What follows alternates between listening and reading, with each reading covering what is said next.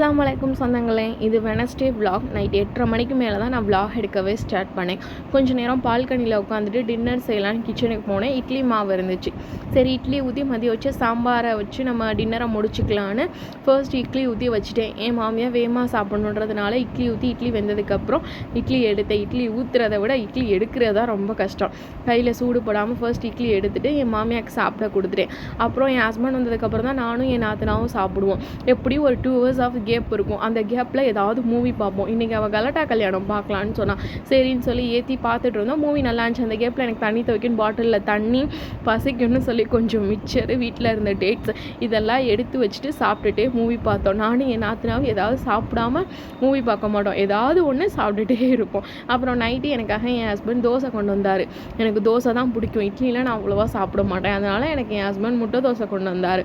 அவர் கொண்டு வந்த முட்டை தோசை சாம்பார், தேங்காய் சட்னி, தக்காளி சட்னி வச்சு சாப்பிட்டு முடிச்சு